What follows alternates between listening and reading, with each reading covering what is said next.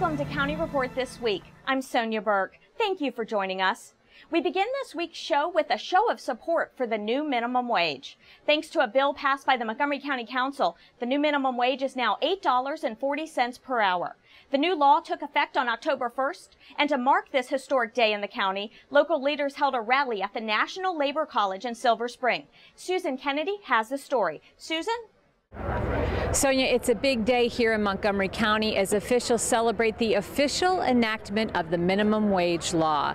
Today, that wage goes up to $8.40 per hour. But the real winners here are those minimum wage workers who put in 40 hours a week. They'll be pocketing more than $200 extra per month. Council members, County Executive Ike Leggett, along with a large contingency of supporters, were on hand to celebrate the implementation of the new minimum wage law. Thank you all for all the work you did. That was approved by the council last year. Councilmember Marc Elrich was the chief sponsor of the measure. If you're in a two-earner household working full-time, this is on the order of $360 a month. This is real money. Elrich was joined at the rally by co-sponsor Nancy Navarro. She says not only is the new wage good for working families, yes, it will also take a load off the county when it comes to providing social services. This also sends that, signal that it is about self-sufficiency, right? It's not just about creating and ballooning our safety net programs that require a lot of funding, but it's about putting more money in people's pockets.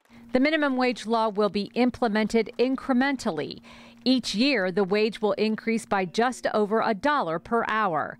By the year 2017, the minimum wage will be $11.50 per hour. I believe that there's a greater day ahead, and if we work together, at some point in time, we're going to achieve the objectives that we need. That is to have the dignity and respect and to make certain that the people receive the kind of compensation they need. I'm very happy. I personally am very happy, and for me it's so important that the rest of my co-workers, other workers, other people are educated and know that the minimum wage has gone up. Councilmember Elrich took this on, and he deserves a great deal of credit. Let's give him a round of applause. I saw kids whose last hot meal was on Friday at lunch until breakfast and Monday morning in school. So this is not a personal thing. This is trying to do something about what to me is a really, it's just a wrenching problem. And it's something we have the capacity to do something about. So I'm just so grateful to be here. In Silver Spring, I'm Susan Kennedy for County Report This Week. And also this week, the county's Office of Human Rights hosted a forum to inform the public, county employees, and business owners about the strategic enforcement of county, state, and federal employment laws. With the new minimum wage increase kicking in this month, county officials want to make sure that employees know their rights and have the tools to file complaints.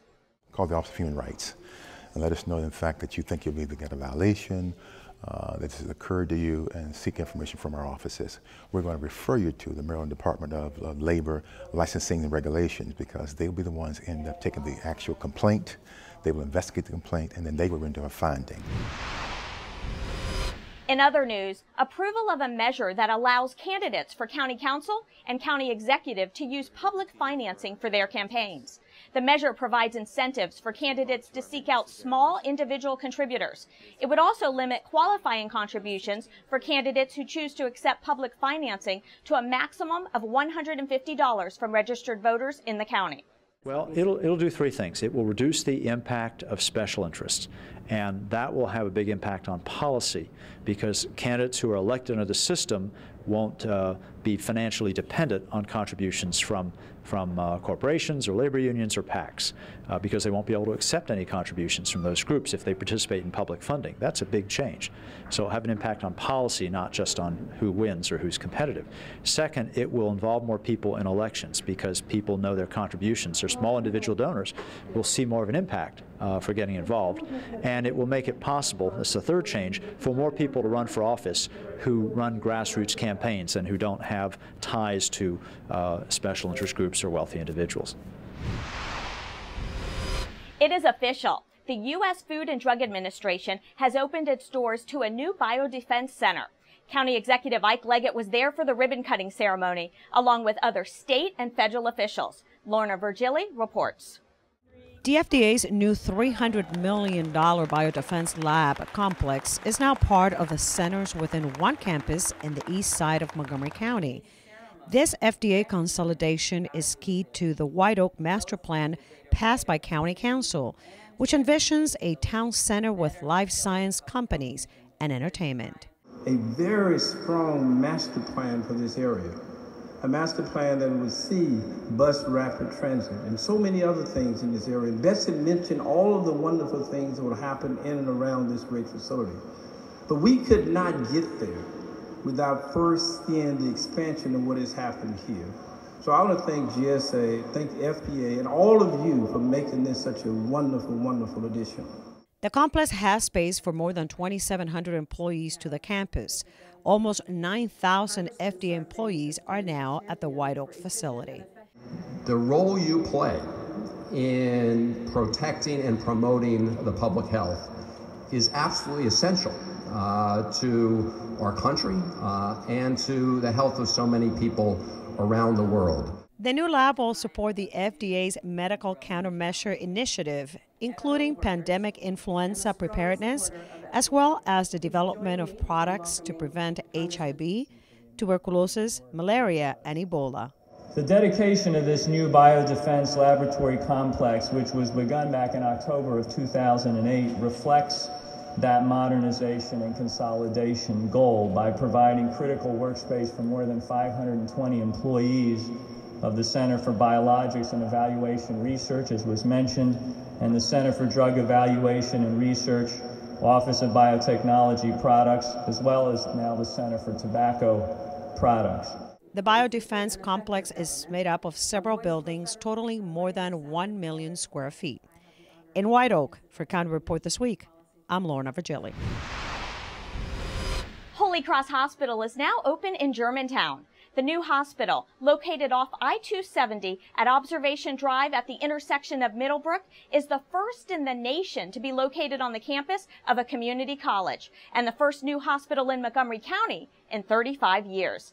At his weekly briefing, Montgomery County Council President Craig Rice said this new hospital is important for the future of the Up-County. This is a great opportunity, you know, in looking at the footprint of this hospital and the projections and talking with Holy Cross. This hospital is supposed to become 100% utilized within the first month of it being open. And so along those lines, you know, there's certainly room for expansion. And I think that will help to spur the economic development that continues. But many people say that you're not on the map until you have a hospital. And I think that it kind of solidifies the Up County as being a region that is on the map now. On October 1st, several new laws went into effect in the state of Maryland, including an extension of the state's move-over law. Corporal Rebecca Innocenti has more information for motorists about this important new law. Well, when the move-over law was created in Maryland, it required motorists upon seeing a stationary emergency vehicle on the side of the road, like a police vehicle or an ambulance, to move over a lane, and if they couldn't do that safely, to slow down. Again, creating a safety barrier for those on the side of the road. The side of the road can be a very dangerous place. The law has been expanded, and as of today, motorists are also required to move over or slow down for those tow trucks on the side of the road. Again, the side of the road can be very dangerous for emergency personnel, helping maybe stranded motorists, disabled motorists, so we want to keep everybody safe, keeping the safety barrier for those that are disabled on the side of the road. Coming up next on County Report This Week, a conversation against bullying. And the city of Takoma Park touts its summer youth employment program. Don't go away. County Report This Week is coming right back.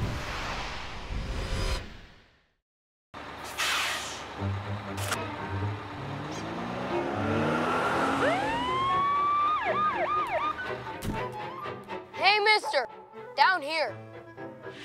You illegally passed the stop school bus. I'm placing you in timeout, and this timeout means big fines, plus you really could have hurt somebody. That's why school buses are being equipped with video cameras to help kids like me stay safe, so respect the bus. Welcome back to County Report This Week. I'm Sonya Burke. A town hall meeting was recently held in Silver Spring to help educate Montgomery County residents about what they can do to prevent bullying in schools. My MC Media's Alini Barrios joins us with more. I'm in Silver Spring where members of the community had a conversation about bullying in schools. The talk focused on what students, parents, and educators can do to stand up against bullying. Harassment, intimidation, bullying. It's something you hope never happens to your child.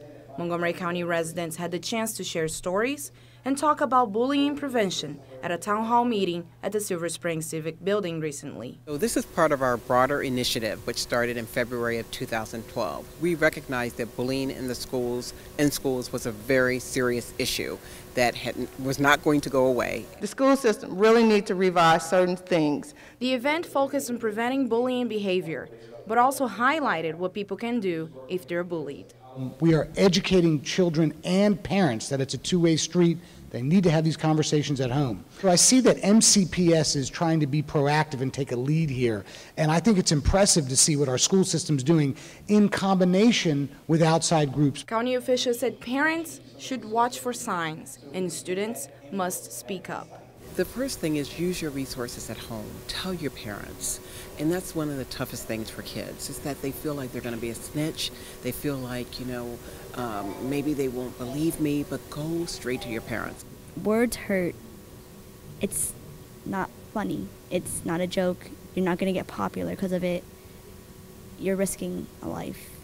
And if the bullying escalates, law enforcement officials said officers will work with the state's attorney's office to make sure the situation is addressed. They definitely should contact the police department if the bullying gets really bad, whether it's cyberbullying, whether it's verbal threats. However the bullying is physical, for sure. If it ever becomes physical, then that's something that needs to be addressed. For County Report this week, I'm Alini Barrios. But bullying that starts off in so many playgrounds is a game. Save the date. The Montgomery County Council will hold a town hall meeting for middle, high school, and college students at 7 p.m. on Wednesday, October 15th at the council office building in Rockville. This is a great opportunity for area students to let their council members know how they feel about specific issues. And students can ask questions of the council members too. The October 15th meeting will be broadcast live on County Cable Montgomery. Students who plan to attend are asked to RSVP by calling 240-777-7931. You can find out more information on the council's website.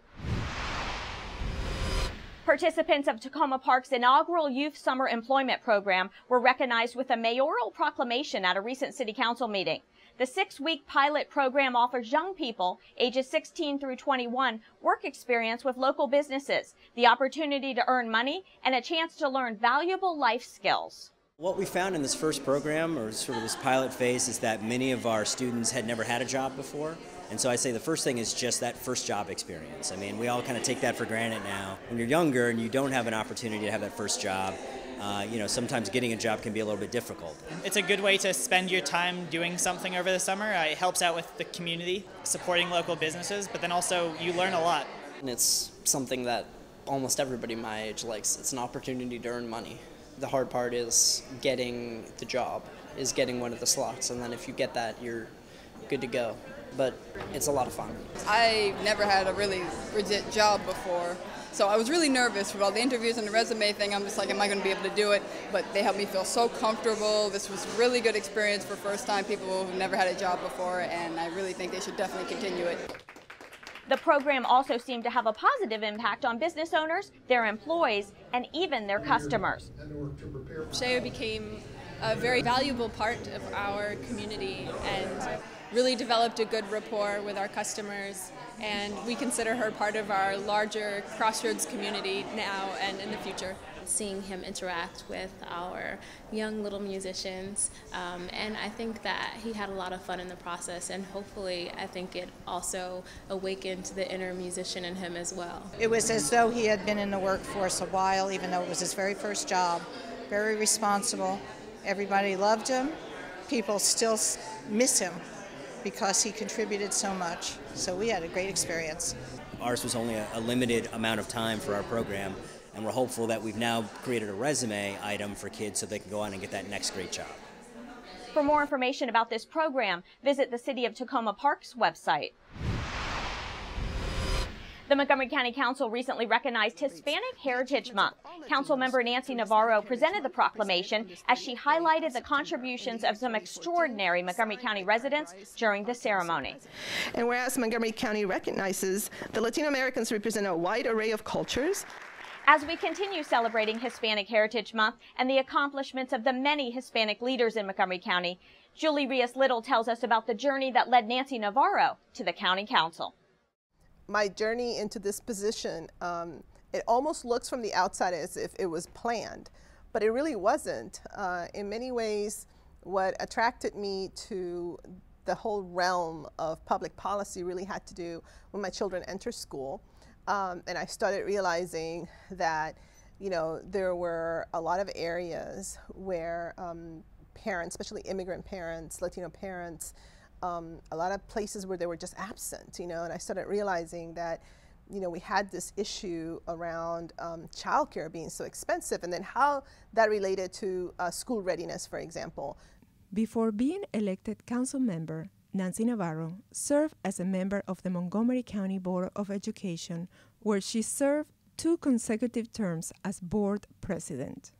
Serving in an elected office was never something I had really thought about, but very soon I realized that in many ways all my work through the nonprofit organization, through my children's school, through various task forces, etc., almost were preparing me for something like this. But there was something fundamental that I think my mother especially taught me, which was to, you know, to always give back, and not just monetarily, but in any way.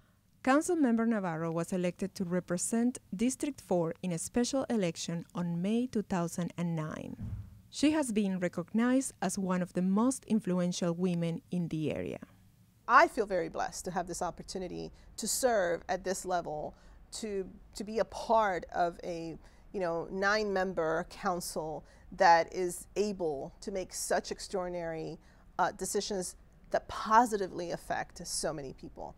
The fact that I came from a country, Venezuela, that is just so diverse in so many ways, it's been a very easy transition for me because I don't see myself as just one-dimensional. You know, I see myself as somebody that can definitely advocate and promote and represent all of the members of my district very effectively. When we come back, we'll tell you about the Maryland Breakfast Challenge and what it means to local students. And the city of Rockville is documenting its story. We'll explain when County Report This Week returns. Don't go away. We'll be right back. On Sunday, October 19th, downtown Wheaton will once again be transformed into a vibrant international village for the World of Montgomery Festival. This free outdoor event features entertainment for the whole family that celebrates, explores, and shares the rich cultural heritage of Montgomery County. The festival takes place at the JCPenney parking lot at Westfield Wheaton Mall from noon until 5 p.m. Admission and nearby parking is free. For more information, visit our website at worldofmontgomery.com.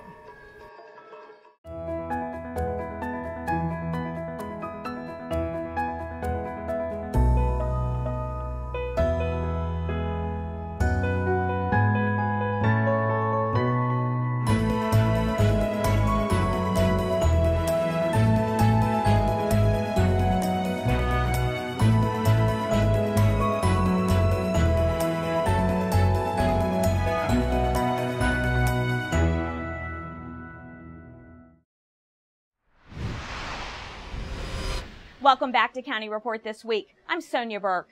We've all heard in some way that breakfast is the most important meal of the day.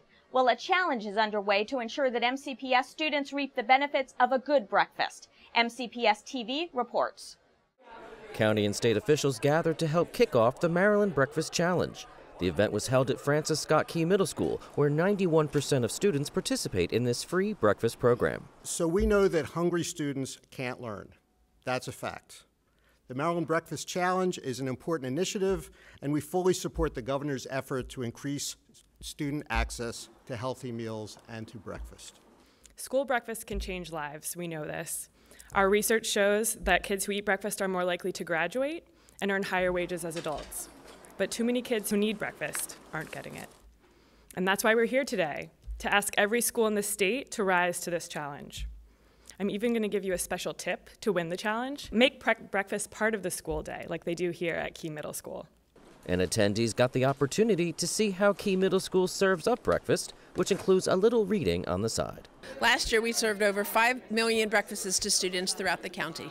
Every school in Montgomery County has breakfast available to students. 74 of our schools are part of the Maryland Meals for Achievement program, which essentially is universal breakfast, meaning that breakfast is served in the classroom to them when they come into the school in the morning, and it's part of their day. Eating breakfast wakes me up, gives me energy for the classes. This breakfast gives me all the nutrition I need to go through the day. I love the variety of food that I get at breakfast. Elise Salario further commented on this statewide challenge. This challenge is a way to sort of energize and galvanize all of our schools for that final push to get as many kids as possible eating breakfast by the end of this year. Our goal is to get at least 750 schools enrolled in the challenge by October 31st. Schools who win are eligible for some pretty big cash prizes, celebrity NFL player visits, in-school celebrations, cooking classes for students or cafeteria staff, all sorts of fun things. For more information or to enroll, visit the Maryland Breakfast Challenge website. The city of Rockville is the setting for Maryland Public Television's upcoming documentary, Our Town. Community members gathered last month to discuss story ideas for the special. The Rockville 11 team has the story. The Mayor and Council, community leaders, and residents of Rockville gathered last month to brainstorm ideas for the upcoming Maryland Public Television special, Our Town, an hour-long documentary that will tell the story of Rockville. This is such a great opportunity for our citizens, our stakeholders, to tell the story of Rockville, and we're really looking forward to it. We've had a great turnout from the community, I think really diverse representation of folks from throughout Rockville representing different interests in the community. I think we've got a lot of good ideas generated this morning, and it's going to be hard to winnow down what we're actually going to include in the program. 55 residents attended the meeting. They broke into small groups and discussed possible topics for the film. We were looking at things from history, tourism, economics, what makes us different, but the events and ideas generated shows all the brain power in Rockville. I think it's a great idea for the city to participate in this project, and I think it'll be an eye-opening experience for a lot of people and perhaps draw more tourism and people to come check out what we have to offer. All of the ideas were taken into consideration and voted on at the end of the meeting. The final product will be a combination of these ideas that will come together to help tell Rockville's story. It's going to really showcase Rockville and how we pull together and have become a community that progresses and embraces different cultures and different parts of the world. Production of the film will begin in the upcoming months, and it will be released in September 2015. If you didn't attend the story meeting, you can still email ideas and story concepts for Our Town Rockville to ourtown@rockvillemd.gov. For more information on the project, visit rockvillemd.gov/ourtown. For County Report this week, I'm Morgan Lash. Coming up in County Report this week, we'll find out how buying art supplies can help fund a grant program for local artists. And we'll find out how the Raptors are doing mid-season at Montgomery College. Stay with us. County Report this week is coming right back. Did you know there are more than 10,000 county government phone numbers? But there's only one number you need to remember for non-emergency calls, 311. MC311 is Montgomery County government's online telephone information system. Need information? Have a problem or complaint? Trying to locate a county government facility? Call 311. The call center is open Monday through Friday, 7 a.m. to 7 p.m. The website is available 24 hours a day, 7 days a week. Welcome back to County Report this week. I'm Sonya Burke. October is National Arts and Humanities Month. And to celebrate, a Montgomery County art supplies business is working with the county's Arts and Humanities Council on an easy way customers can show their support for the visual arts. MyMC Media's Krista Brick joins us with more. I'm at the Artist Materials store in Silver Spring, where when you buy this, or even this, you can round up your bill to help out a fellow artist. It's a new program called Round Up for the Visual Arts, launched by the Arts and Humanities Council of Montgomery County, along with Plaza Artist Materials. How it works is you can round up your bill when you check out at one of Plaza Artist Materials stores in Montgomery County. The donation will go to help fund a grant in the Council's Individual Artists and Scholars category. It'll augment the funds that we have from Montgomery County for individual visual artists. And that's a wonderful thing because our funding in that category is particularly small. So it'll allow us to, grow that and won't supplant it but augment it, which is always a great thing. Store owner Eric Zelenko said the effort helps support the very customers he sells to and will help to promote the organizations that support the arts. Given that we support the local, visual arts community, we thought it would be a great opportunity to engage our customers with the organizations that, are based in Montgomery County in creating the arts and helping them to fulfill their missions. According to the Council, Montgomery County's investment of $5.8 million in nonprofits, arts, and humanities organizations helps to generate more than $204 million in total economic benefit and about 4,000 full-time jobs. But County Executive Ike Leggett said the arts should not be measured in dollars and cents. But the real measure of the arts and humanities community goes beyond the jobs, it goes beyond returns and tax dollars. It goes to how we motivate people, how we educate them, how we provide levels of creativity for them, how we do all of those things that make us better as a community. The timing of the new effort coincides with October as National Arts and Humanities Month. For County Report This Week, I'm Krista Brick. Fall sports are well underway at Montgomery College, and MCTV's Michael Brown has a mid-season report on how all the Raptor teams are doing. It's been a challenging and interesting first half of the season for MC's soccer and volleyball teams. Men's soccer returned just 4 players from last year's team that finished 4th in the nation, but Pedro Braz's team has picked up right where they left off.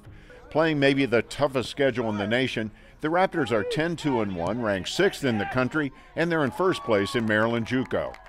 And like last year, they're spreading the scoring magic around. Gabe Nadai, reigning national scoring leader, is right there again with 13 goals. Jonathan Barron has been a sensation with 8 goals, and Javier Nieto also has 8. And the inexperienced Raptors defense has been stout, led by middle backer Brandon McCoy and the goalkeeping tandem of Bogdan Svitin and Max Labuski. The Raptors have 5 shutouts and a stingy goals against average. So the Raptors' perpetual goal of returning to the national championship tournament in November looks very realistic. Women's volleyball sits in 3rd place in Maryland JUCO, which is remarkable considering all their injuries. 2 team stars, heady libero Christy Mempin and last year's MVP and dynamic outside hitter Hiromi Konishi have both missed substantial amounts of time. But despite the challenges, head coach Amir Mafitajan has the team playing with confidence, and he's getting contributions from the entire roster. Middle hitter Capria Redparth has been a dominating force. Nicole Couturier has doled out assists by the boatload, and newcomers Catherine Liu and Natalie Speth have played big, contributing kills and scoring with their wicked service game. And finally, MC's women's soccer team has gotten off to a bit of a slow start, but head coach Brad Harton's team also started slowly last year, only to turn it around and come within 1 goal of going to nationals. So don't count this team out. Their losses have been nail-biters, and they're getting excellent play out of their defense, anchored by Caitlin Snyder and Tracy Velasquez. And despite some scoring woes, they have the weapons. So look for this team to get on a roll heading toward the postseason. For County Report This Week from Montgomery College, I'm Michael Brown. And now it's time to meet our pet of the week. Here's Kathy Stanhope from the Humane Society. Kathy? I'm here with Nicole Kittenbaum here at the Montgomery County Humane Society, and she's a 2.5-year-old black kitty who is just a wonderful pet. The only problem with Nicole is she prefers to be an only cat. So if you have other cats in the house, she's not the cat for you. But if you're looking for a cat that just loves to be the queen bee, come on down to the Montgomery County Humane Society on Goody Drive and visit her, because she's really looking for another home. Give us a call at 240-252-2555 or visit Nicole at mchumane.org. With that, we close this edition of County Report This Week. Remember to like us on Facebook and to join us again at this time every week for a look at what's going on inside Montgomery County. I'm Sonya Burke. Thank you for watching.